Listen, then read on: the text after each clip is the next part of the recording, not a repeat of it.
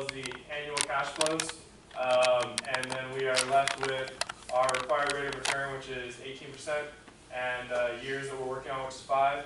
So what we need to do is find the, I forget what it's called, the multiple. So we need to find the multiple using this equation.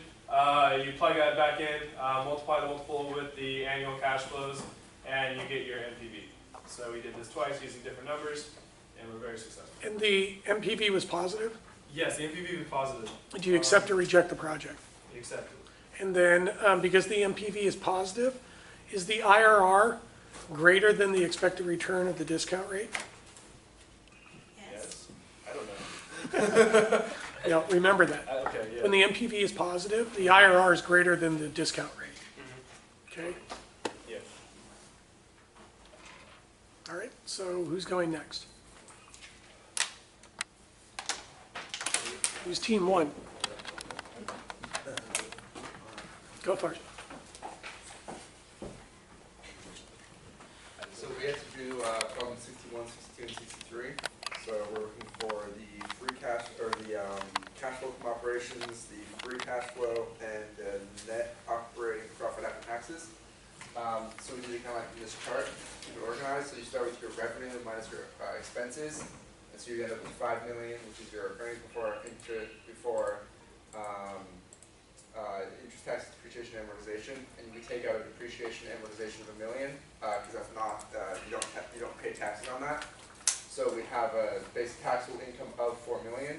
Our taxable, the tax rate is 40%, so we get to keep 60% of that $4 million. So you multiply it by 60%. We get to keep 2.4 million, which is our net operating profit after tax, which is what we want for 63. So we write that down, figured that one out already. Then you add back your depreciation and amortization, because you still get to keep that in your company. And then we get our, you put back the million, and then you get your cash flow from operations is 3.4 million. Then we want to subtract our capital expenditure and increase in working capital, because basically it's cash moving around, so we want to add that, or we want to subtract that so we get the, what do you call that, the free cash flow. And so you subtract 500,000, 300,000, and you get the 2.6 million for the free cash flow, which is the answer for 62.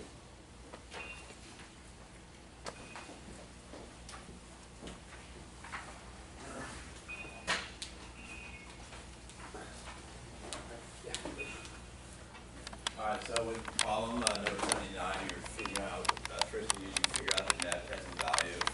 And so you want to buy a new equipment, and so the cost of that would be $15,000. And so you start out with subtracting $15,000 and then adding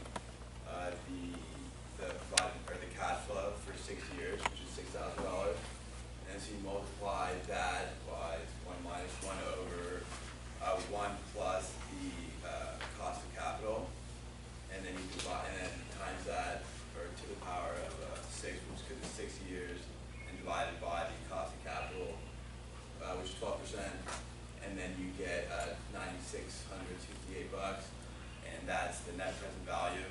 And then so the next part is you figure out the cash, and so the cash is figured out using this equation, which I actually don't really understand that much.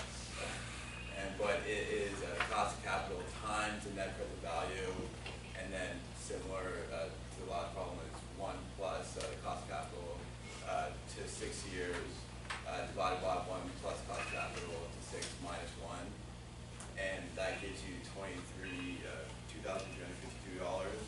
And because that is less than $4,000, which is the money you are getting from the current pizza oven, then you reject buying that new oven. So the second problem is finding the operating cash flow in year 1, and most of the stuff is already given. The sales revenue is $90,000, and you subtract operating expenses, and then you also subtract depreciation, which is you're assuming straight line depreciation and a residual value of $20,000, and then you get $28,000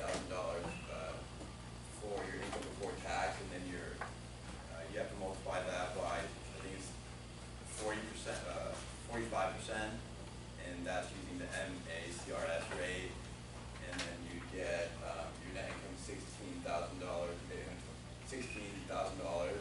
and then you add back on your depreciation, you get $53,780.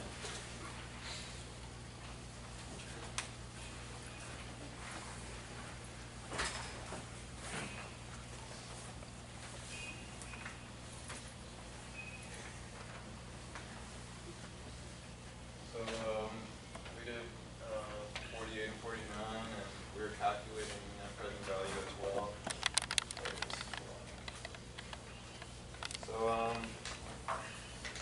the reason why this is negative is because it's an expense and it's the cost of the building.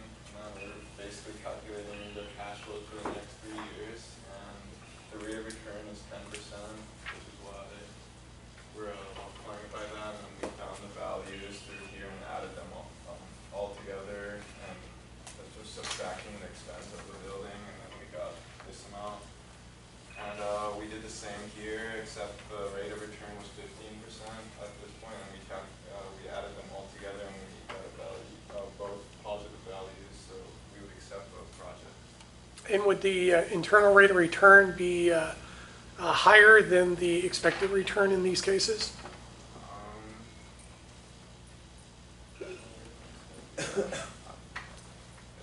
Yes. Yeah, when the net present values are positive, your internal rate of return is higher than the expected return. Okay.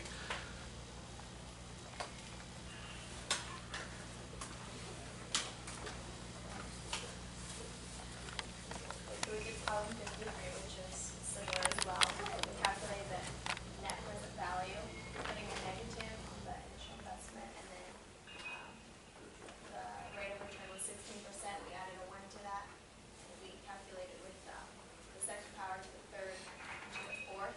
Calculating all that gave us a total of $777,000. So it's not negative, so that means it's higher. The IRR is higher than the expected return, Yes, and you would accept it. yes. We also did column 62 because we kind of messed up. In here, we have the expected cash flow projections. And then in year 3, we actually get the difference where it's no longer negative. So then we did the years before cost recovery plus the remaining costs divided by the cash flow during the year.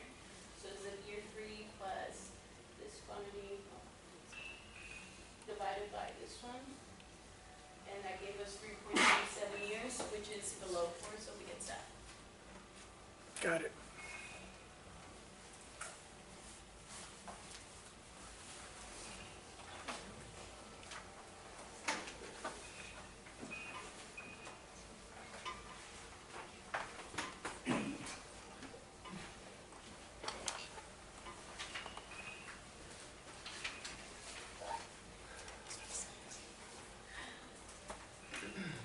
So with Team 13, I did problem 83. It's pretty basic algebra. So 550 is the yard of cement per month, and you're trying to calculate the fixed cost for the large truck. So the fixed cost for the small truck is 12,000. Then you do 62 minus 22. So 62 is the amount, like the cost per yard. Then the minus 22 is the large truck, how much it costs for the large truck to put down cement. So you go down 550, find the fixed cost of the large truck, minus 12,000, and then it's 40 minus 18, because that's what 62 minus 22 is, and minus 62 minus 44. And just the final answer that you get for the fixed cost of the large truck is 24,000. And I did problem 84, and so they're trying to find the break-even point for the company. So they gave us some things. They gave us the fixed cost, which was $2,500. They gave us the amortization and depreciation expenses, which were $900. So you add those two, and then you divide it by the price of each pad minus the cost for it. So then that gave you 68 pairs of the brake pads in order to break even.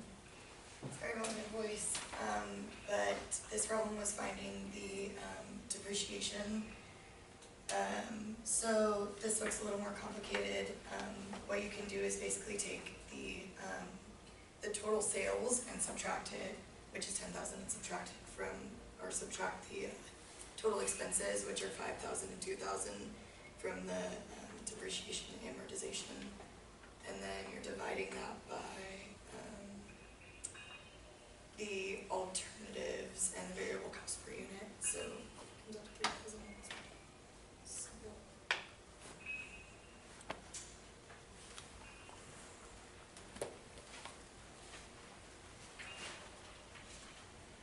So we had 52 and also 53, which was explained. And so this company built a plant that cost $30 million, and they want to run the net present value.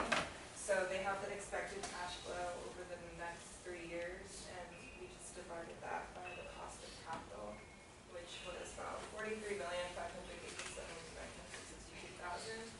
And we added that to the cost of the plant, which was $13.5 million, and we rented that to $14 million. Did you do 53 too? Oh, no, got it. So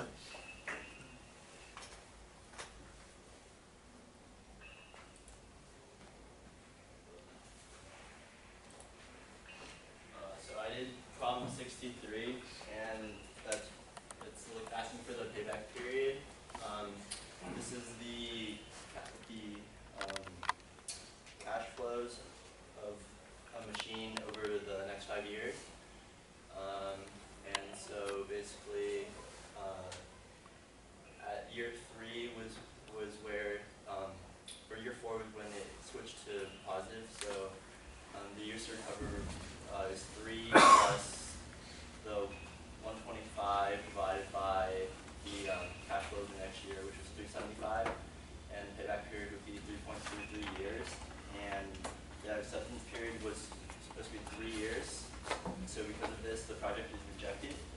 Assuming that we want the project, which we do, if the cost of the machine was lowered or the cash flows were higher, then the project would have been accepted. And so for number 44, you're trying to find the free cash flow per year, and the revenue, cash expense, and depreciation expense are given in the problem, and also the $2 million cost. So you subtract that to find your pre-tax income of $1 million, and then you have a 40% marginal tax rate. So 40% of 44 million is 1.6 million. Subtract that to get your net income, and then you add back your depreciation to get your free cash flow per year, and that's it. Anybody else? Is that it? Is that it? Okay.